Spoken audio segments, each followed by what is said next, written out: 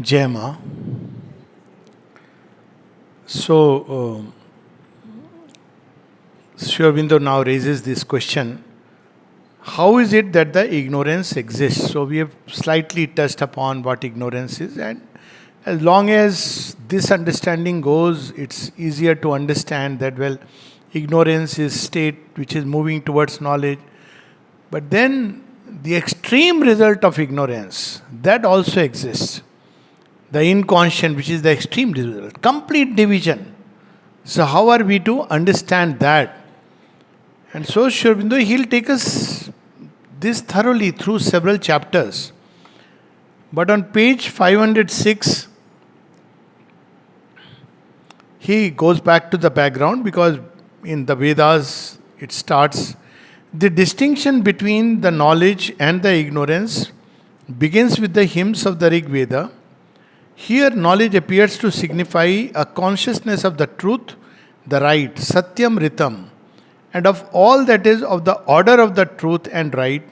Ignorance is an unconsciousness, a chitti of the truth and right, an opposition to its workings, and a creation of these or adverse workings. So here there is a divine truth, divine light, divine love, and when there is an opposition to that, an obstruction or a division in its workings. So there are powers of divisions, obviously, all he'll take up how they have come into being, and that is the origin of ignorance. So ignorance doesn't have an original origin. Origin is always of the one reality, but there are powers which, as if how they have come, he'll take us through it, which oppose this sense of oneness. And he'll why this has come at all into being. And there are beautiful answers that Sri Aurobindo provides to start within this very chapter. So we'll come to that. But for the moment, we see that Maya, which particularizes. What is Maya? It measures out the infinite. This is the by that it means that, same as we said, that in the ashram, in a particular department you are working, you can expand it to the earth. So there is a particularization. So we have a double identity, the true identity that we are children of the mother. And then there is a little work we are doing. So both these must be held together. This is an example. It applies everywhere and in every field, every sphere. But what happens is, Vedas took it to what extent?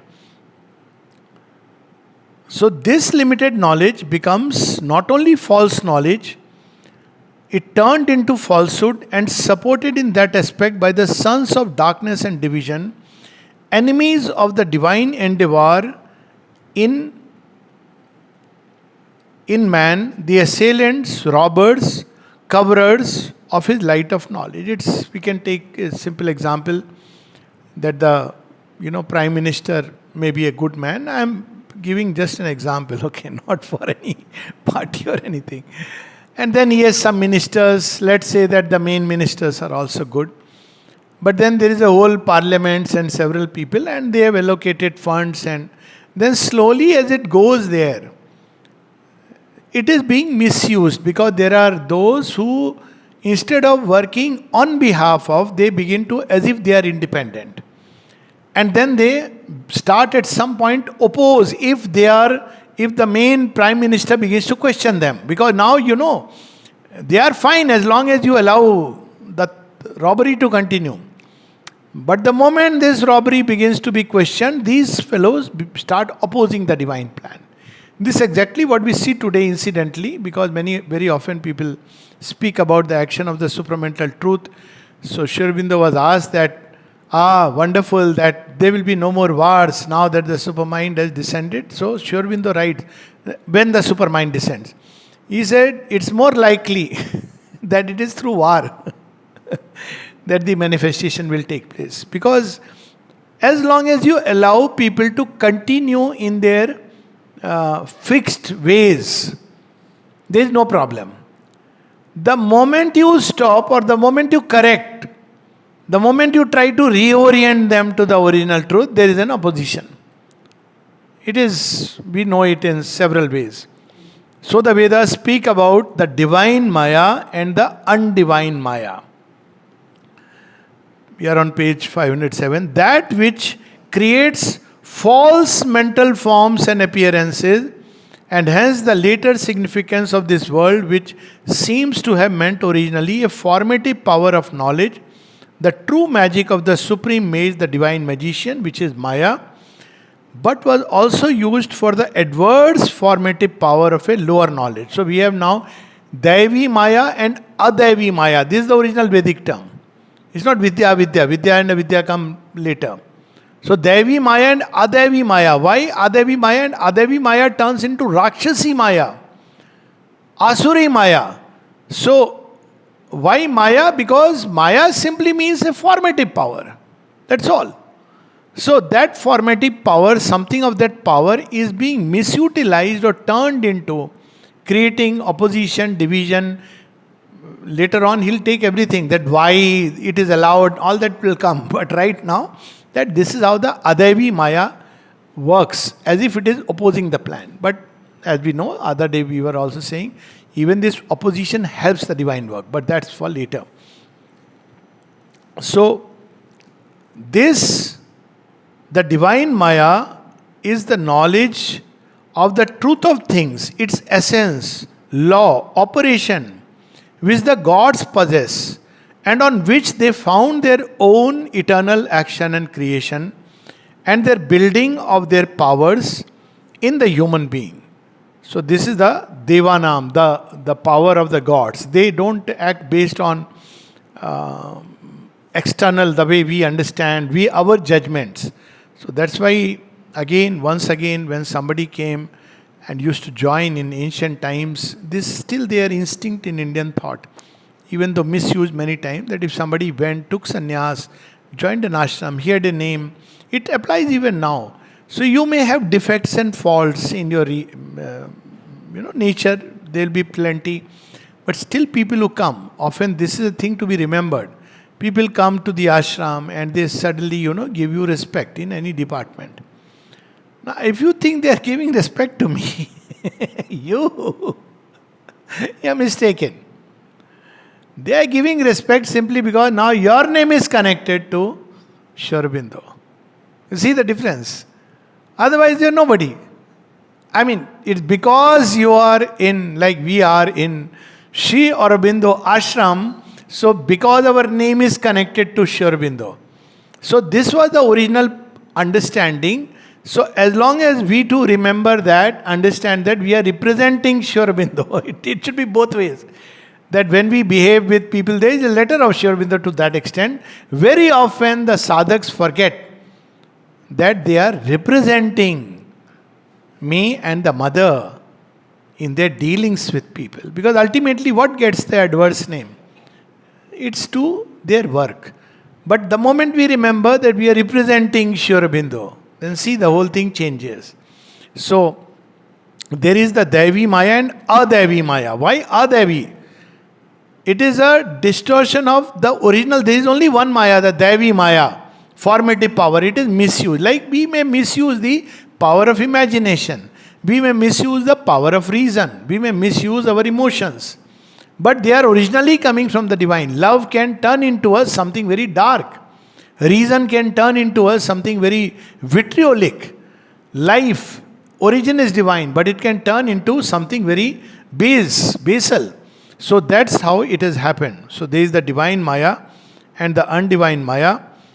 Ignorance is in its origin a dividing mental knowledge which does not grasp the unity, essence, self-law of things in their one origin and in their universality, but works rather upon divided particulars, separate phenomenon, partial relations, as if they were the truth we had to seize, or as if they could really be understood at all without going back behind the division to the unity, behind the dispersion to the universality. And so many experiences, even in the ashram context, since we are speaking of it, Mother reminds and speaks of an experience where she asks a sadhak to get somebody's key is lost, get the key made.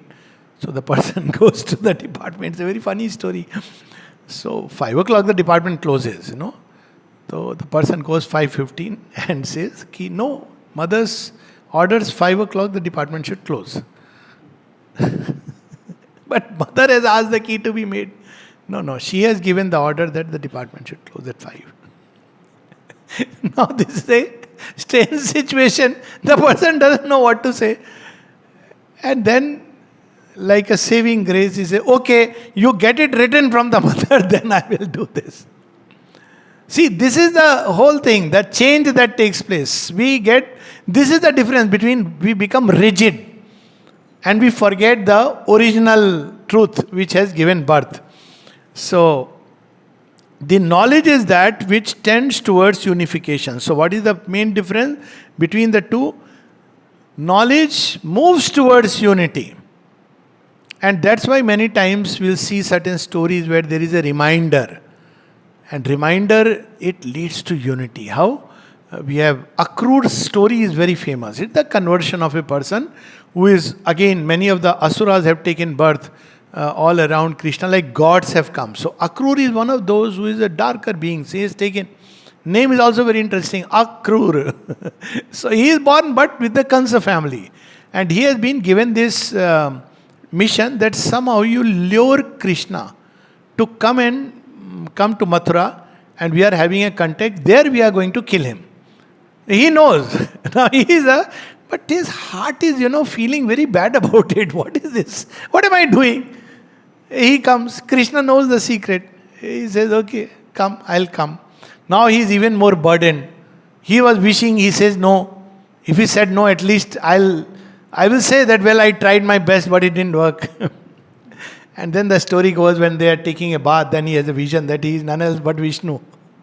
Now he knows whatever one may do, he is going of his own choice, and the end of Kans is near. So this is how the story goes. So similarly, this knowledge, sometimes a reminder. Sri Aurobindo writes so often, they letter like that. What is their reminders, beautiful reminders? Know that the mother loves you. What a reminder. It is a double reminder. What we can love.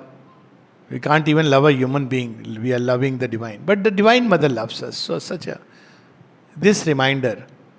Know that you are the mother's child. You are the mother's child. He says whenever there is moments of despair, darkness, he says, tell yourself that you are the mother's child, therefore you cannot fail. It's not dependent on, I am doing sadhana. But you are the mother's child. This is a reminder. What is the reminder? Because this is our original truth. Psychic being, the central being, origin is in the supermind where it knows the divine mother. In fact, Sri Aurobindo says even the psychic is born out of the mother's energy.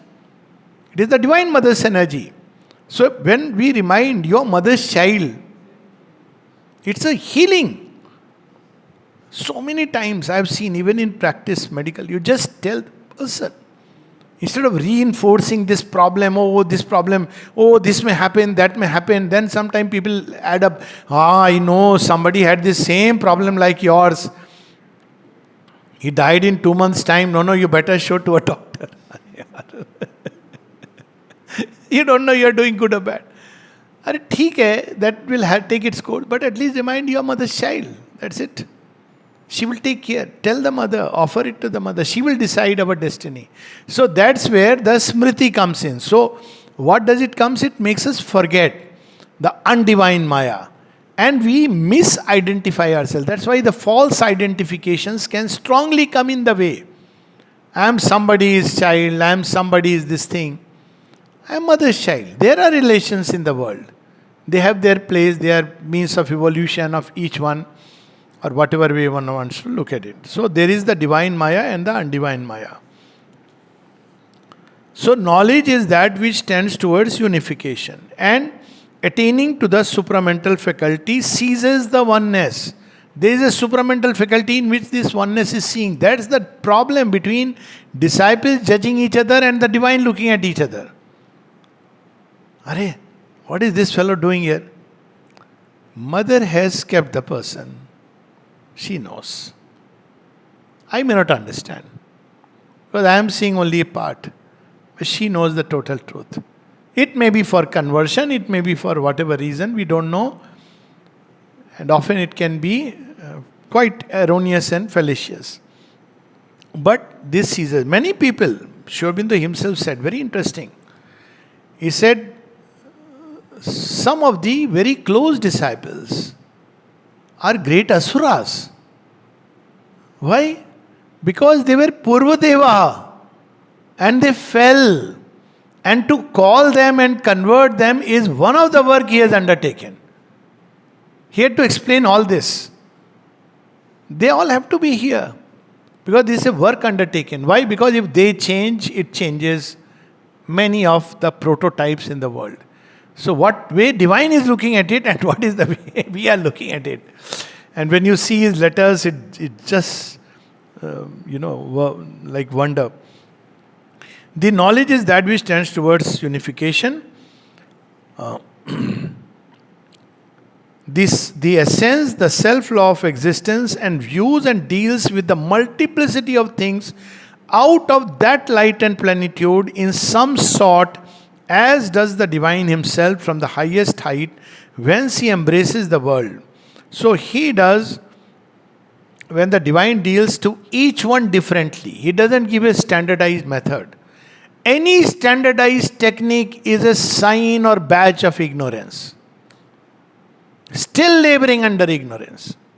By its very nature, standardization is the method of the mind. This is how everybody should be. This is how everybody should behave. This is how everybody should practice. This is the standard meditation given to everyone. But supermind doesn't deal, because divine doesn't deal with creation in the same way. With different people it deals differently. And Sri Aurobindo says that sometimes you should be very careful. To one person I may say, eat less, who is sleeping a lot, I may say, eat less, sleep less. To another person I may say, eat more, sleep more. And if you don't know this, you can be completely misled. So one should be so careful. So supermind deals like that. It must be noted, however, that the ignorance in the conception of it is still a kind of knowledge. But because it is limited, it is open at any point to the intrusion of falsehood and error. So ignorance in itself is not bad, it is striving. But it is open, it can be misled. It can be completely turned. Falsehood is extreme. But ignorance is okay. I don't know. If you don't know, one can know. But when I say, I know that there is no divine, now this is dangerous. That's why agnosticism is fine. A genuine inquiry, doubts are okay. But the moment there is that I know it all, this is dangerous. So we had, that famous limerick of Benjamin Jowett, who said, I am a graduate from Balliol College, all that is knowledge, I know it. All that I do not know is not knowledge. Now, this is a dangerous situation. So we come to page 508 now.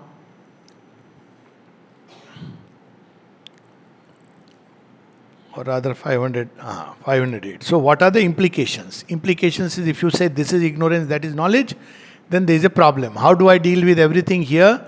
Well, this is all somehow going on. It has no real truth in it.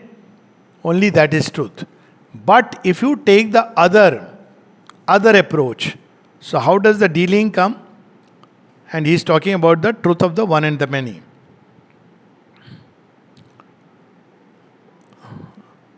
So he says, it is also affirmed elsewhere in the Upanishads that he who, this is Isha Upanishad, who follows after the knowledge only enters as if into a blinder darkness. So there are two kinds of darkness. One is vidyancha, vidyancha. So one is avidyancha mrityum tirtva vidyancha amritam asnuse.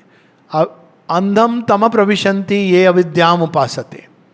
He says first, those who follow only after ignorance, they go into darkness. But those who follow after knowledge only, they go as if into a greater darkness. This is the Isha Upanishad. So it gives us a very beautiful formula. What is the formula given to us? Who knows Brahman as both the ignorance and the knowledge, as both the one and the many, or as both the becoming and the non-becoming, crosses by the ignorance by the experience of the multiplicity beyond death, and by the knowledge takes possession of immortality. For the self existent, really became these many existences. The Upanishads can say of the divine being in all solemnity and with no thought on to mislead. It, even in most ignorant way of life, this works. How does it work? That one will die, but you want to see something of your continue in the child. So the word for the child, one of the word is santan. You are extending the consciousness. You had the famous song, Mera naam karega roshan, jag mein mera raj dulara. Because that's where it's the same me. I will die, but I will continue in this. See, simultaneously it is there. I will die, but I will continue. Then it goes still further. Hamara vansh. So it goes still further. It can take a different thing in the patriot. I will die, but my countrymen, they will survive. And to the person who is a lover of humanity, I may sacrifice my life, but humanity will grow. Like Christ from the cross, humanized Europe. So, what extent this can? So, this is how knowledge operates. So, this, so beautiful, he says, it's a meditation actually. Thou art the old man walking with his staff. This is, those who want to read, I think it's in Ishavasya Upanishad. If you Google search on this thing, lift your eyes towards the man and towards the sun.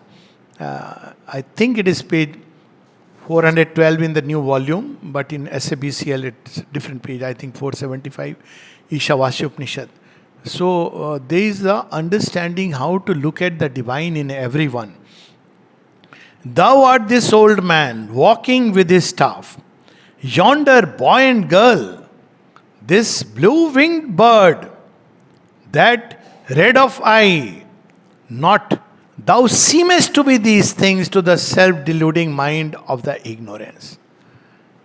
Mother recounts one experience. And then she says in the beginning, I don't know whether Swami Vivekananda actually told this or no, because people will. But it seemed somebody told her, how can one enjoy the sunset and all that? Because it seems that somebody was enjoying the sunset and he was told by Swami Vivekananda, instead of enjoying this sunset, you should close your eyes and contemplate on the divine. So the mother says, I have always found this very strange. You can do both. You can discover the divine and you can see the divine reflected in the sun. So that's where we have this, Sri Aurobindo's poem, Who? Everywhere. Whose is the hand that has painted the glow in the blue of the sky, in the green of the forest? Whose is the hand that has painted the glow when the winds were asleep in the womb of the ether? Who was it roused them and bade them to blow? In the beauty of woman, in the strength of a man, in the beauty of woman. And then he goes on, that the hand that spent all its cunning, spends all its cunning, in the pattern and bloom of the flower he is woven, in the luminous net of the stars he is caught. So he starts from there. And where does he take us? That's an amazing poem. He takes us to the divine who is hidden in the depth of the darkness. Even there. How does this close? It starts from seeing the divine in everyone and everything. And then he says, why we are not able to discover? We are lost in the pride and the pomp of our passions. We are bound by our thought where we hold ourselves free. And then he says, it is He in the sun who is ageless and deathless, and into the midnight His shadow is thrown. When darkness was dense and covered with darkness, He was seated within it, immense and alone. This is not just poetry, it's liberating. Personally, I have not used it that way, but in moments when you just don't know what to do, I remember even in the densest darkness He is hidden. Fear will be afraid of you. Because you say, yeah, मेरे पीछे भी भगवान को देख लिया, अभी मैं क्या करूं? That is the story of Markande, no? Ultimately, Kal, he says, but I belong to Mahakal. He paused. And Shiva appears. He says, Tera bhi boss main hoon. So these are stories which indicate that, we start from seeing the divine in everyone, in everything. Then we will reach that point where even in the inconscient we will see the divine. That is the basis of this yoga. If we cannot do it, if we divide world and God and things, these separate, these different, then we cannot operate. So this is what he tells us. Then our view of the ultimate reality and of the true nature of Maya has compelled us to depart from these later fine excesses of the dialectical intellect. And he says that later on this was originally in the Vedas, this was known, but then later on departed and started. And why he is using the word dialectical intellect? Because intellectually our mind will say, no, divine. How can this person be divine? He is a rotten fellow. Arey bhai, divine has kept him. He knows. How do you know what purpose he is serving? But there is this mind which for the mind it's extremely difficult. So this is how he goes. And for the dialectical intellect is not a sufficient judge of essential or spiritual truths. One of the things the mother says to discover the psychic being, the first thing required. And the first thing required is like a leap. First thing you must know is that the mind cannot judge spiritual things. Period. Then the rest applies. But if the mind is constantly busy, we are constantly judging. Either ourselves or others. And difficult to say which is better. Both are worse. So always we have to remember the divine presence. So we come to what really is the solution or okay. And then he gives us few hints, page 514, because people say that mind divides, yes, but mind also has a seeking. Page 514, mind has a power also for truth. It opens its thought chamber to Vidya as well as to Avidya. And if its starting point is ignorance, if its passage is through crooked ways of error, that's how the Ishopanishad says, that remove from us all crookedness, agne, nay, supatharaye. Basically he's saying take us through the straight path, crooked ways. So normally that's how ignorance operates. So instead of that crooked way, mind still has a seeking. That's the difference. Humility opens the door to seeking. As long as somebody admits, I do not know. At least admit, I may not know. The moment one says, I know, that's where the problem starts. I may not know. Now what happens? When the mind says, I may not know, it opens the door to seeking, I want to know. And then no. So in the mind, both movements are there. One is the mind when under the ego it says, I know it. Other is when it opens and says, I may not know and I want to know. So mind has a power also for truth. It opens its thought chamber to Vidya as well as to Avidya. And if the starting point is ignorance, if its passage is through crooked ways of error, still its goal is always knowledge. There is in it an impulse of truth seeking, a power, even though secondary and limited, of truth finding and truth creation. Problem is what we hold as truth. Recently somebody was trying to argue, discuss, so no, there is no God, no reality, all this. I said, fine, stay with your belief. No, it's not a belief. Now I knew that he is in for trouble because he quoted Richard Feynman's book he sent me. I said, this book I have read long back. I am aware of what is the content of the book. But now I will send you a book which you should read, which you have not read certainly. So this is a problem that I know. Why? Because you have gathered some knowledge from somewhere. And you begin to believe that because you have read, You have not allowed your mind to stretch into something higher and greater. So that's where, if the seeking is there, it will lead us to that. Even the best books, recently, also something on evolution.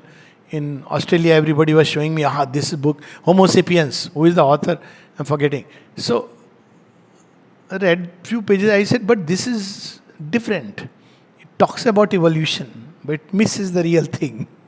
Instantly you know what is missing, the internal driver of evolution, isn't it? So, but suddenly it catches everybody. See, they are talking of evolution. But no, that's not the issue.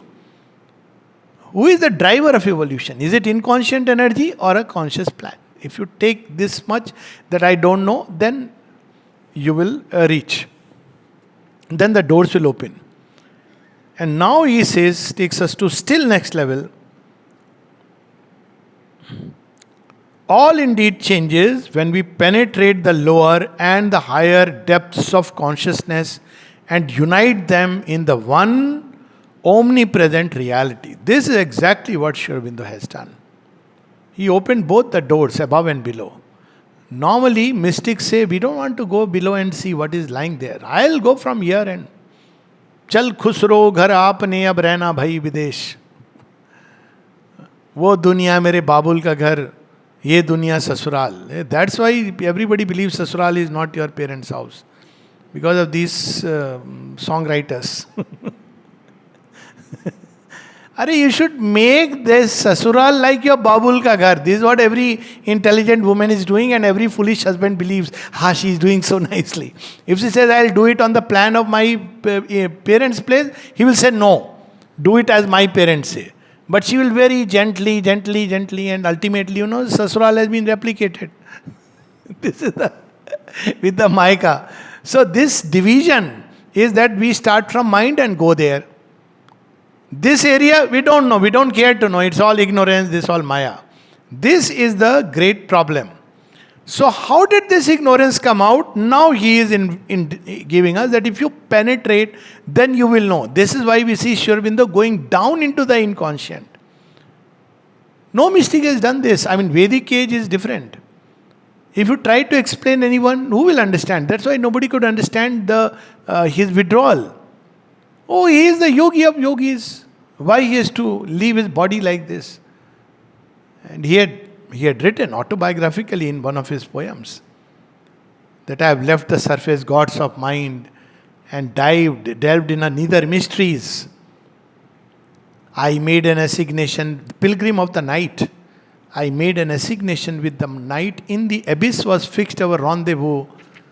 Carrying in my breast God's deathless light, I came her dark and dangerous heart to woo. Original Vedic yoga, where again Indra, Sarma, Panis and the cows. But taken to what level? He plunged into the inconscient. That's why Mother and Sri Aurobindo can say what they are saying. So, he says that this is a possibility. Again, this is his biography, but he is putting it in third person. As if we take the facts of our and the world's being, we find existence to be one always. A unity governs even its utmost multiplicity, but the multiplicity is also on the face of things undeniable. I will not go into its examples, plenty. So he gives how this came about. Such a beautiful thing. He says, all multiplicity resolves itself into a manifoldness of the one being, the one consciousness of being, the one delight of being. Reduce all physical phenomena, you will come to atoms. Reduce all atoms, you will come to energy, life. Go behind energy, reduce all energy, movements, direction, it will come to consciousness, mind. You will hit that. And all these ultimately driven by Ananda. You will end up with Sachidananda, playing with himself. So, there is in the mind a possibility. But then how this came about, now he is answering. This was the question, original question. Thus, in the duality of pleasure and pain, we have seen that pain is a contrary effect of the one delight of existence. Resulting, why does pain come? Resulting from the weakness of the recipient his inability to assimilate the force that meets him, his incapacity to bear the touch of delight that would otherwise be felt in it. It is a perverse reaction of consciousness to Ananda, not itself a fundamental opposite of Ananda.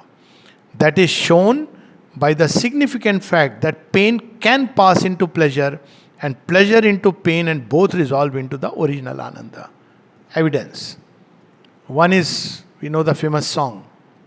Of course, we'll not talk about the song, it's a distortion. Bulle Shah's original. तेरी तलवार के नीचे में नचियां करके थैया थैया. I am dancing below your sword and dancing with rapture and joy. Why? Imagine if death comes and you see a bhaisa par baitha hua, some horned, and says, I have got a news. And imagine you see the Divine Mother saying, come child. What will be the difference? This is the difference. Answer is obvious, isn't it? And that's what we see. Guru Tegh Bahadur, it's impossible to understand how the person could be roasted in front on fire, and his children both are, Diwar mein chunwana. They are fixed inside the wall, they are dying. And before that, he just calls them and tells them one thing. Very interesting. What does he tell them, the children? He says only these two things which the Sikh always say. Sat Sri Akal, Vahe Guru Di Ki Fateh. Strange, he is dying. It doesn't look like Vahe Guru Ki Fateh, but he says. And indeed, after that sacrifice, Aurangzeb is gone and Khalsa Panth continues. It's very interesting. He says, remember only these two things. Vahe Guru Ji Ka Khalsa, Vahe Guru Ji Ki Fateh. So imagine, going with that attitude, even death becomes a gate to immortality. So this is what he says, that what is really pain and constriction, restriction of the full delight. And we see this. Again, second example or third example. When we begin to start some physical exercise, what does the body say? No, no, no. There is a lot of pain. Isn't it? Now see, so many people are smiling. So some people give up. Arey, kya kare? Pain hota hai. If you concede to it, after some time, this pain will enter into gutne mein bhi darad. And don't overdo, don't quote and say overdo. Pain is ananda. Gutne mein pain, isme pain, then ultimately you become a body of pain. But if you take, no, I'll slowly, this is where people forget. There is a graduality. With asana also, I'll do it little by little by little by little. Then after some time, where doing a certain exercise was giving pain, now you are doing 3 times more and it's giving you joy. So where was the problem? Problem was in the reception of that delight. Same with ego. Karke thaiya thaiya. For one person, oh, what a horrible event took place. Somebody whom I loved dearly lost. Another is liberation. This was the point of extreme attachment and the divine has taken away. See, the same thing. So it's just a question of wrong reception. And why that happens, that also he will explain. So too, every form of weakness is really a particular working of the one divine will force, or the one cosmic energy. Weakness in that force means its power to hold back, measure, hold back, withholding of its force completeness, or an insufficient reaction of force, not its fundamental opposite. That's what we have in the story of Hanuman. They are all sitting, we have to cross this ocean. Nobody can do. So Jamban says, Hanuman, he says, what? Why are you asking me to get up? You can do it. I said, come on. Because he has forgotten, no? So then he reminds him, what all you have did. Baal samay rabi bhaksh liyo jab teenahu lok bhayo andiyaro. He is listening, what all. He says, really? And then that famous Lanka Kand, how does it start? Jambavant के वचन सुहाए. Suddenly he says, Jai Shri Ram. Now what happened? What happened? What is the difference?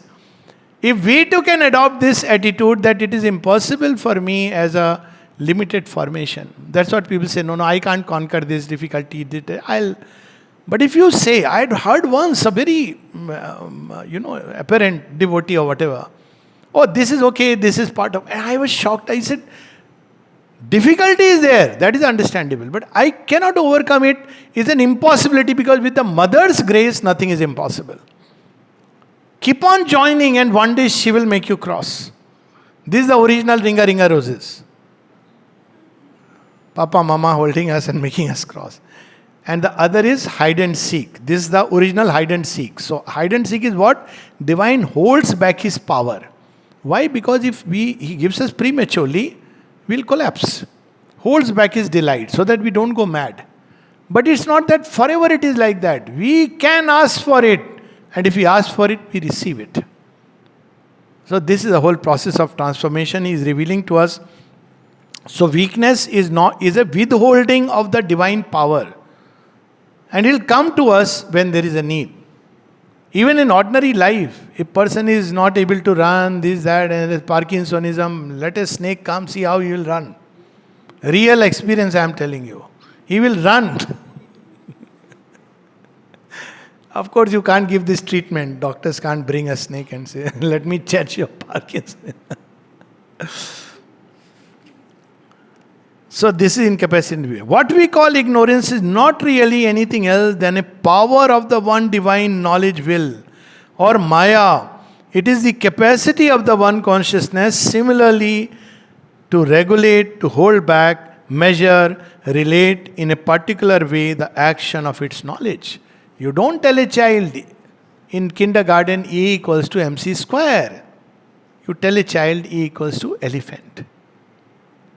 Then slowly he comes but the teacher ji knows and the child is capable of knowing. See, this is the difference.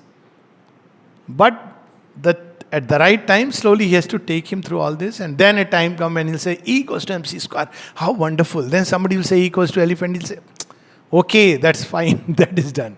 So this is how, that's why one should read the Life Divine and Sri Aurobindo's works and not say, I don't understand it. Why? Because not understanding is the beginning. Not understanding but wanting to understand is the middle. And not understanding, wanting to understand, and understanding it by he who is overstanding us is the culminating point. So he is overstanding, no? And last part we'll read. So he says that this is how we have to look at it.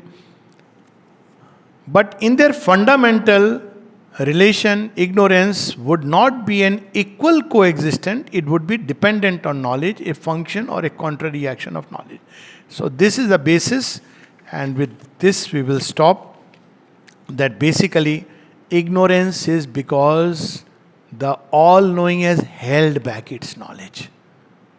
The seed contains the whole tree, but the power and the idea which is blossoming in the seed is held back in the tree. Therefore, everybody has a future because everybody at its core is divine. That's why. From there, so many things will come up. What I cannot do today, I can do tomorrow, but I have to persist. It won't be like automatically it will happen. We have those two lines in Savitri, which we'll close. Earth's winged chimeras are God's steeds in heaven. Chimera is the horse which can fly. On earth it is called chimera, is a word used for impossible imagination. It is chimerical thinking. People are saying there will be a divine body, it says chimera. Earth's winged chimeras are truth steeds in heaven, Uchchaishrava. The impossible, God's sign of things to be. Somebody conceives. Even if he conceives, that evolution will take us to the next level. More perfect, more consciousness. Even logically you can conceive that. That means that This is something which has already come in the realm of imagination, and tomorrow it will become a reality. Why? Because this was the original truth. Holding back, now it will release itself first through the imagination, then in the mind as a possibility, then as an aspiration in the heart, and then working through the life, and then eventually in the body itself. Okay, so we'll meet tomorrow. Chema. Those who want to go to Auroville, last session on Saturday the 22nd of August. Please write the names. This will be there tomorrow also, this paper, so I can inform accordingly that how many persons are there. Chema.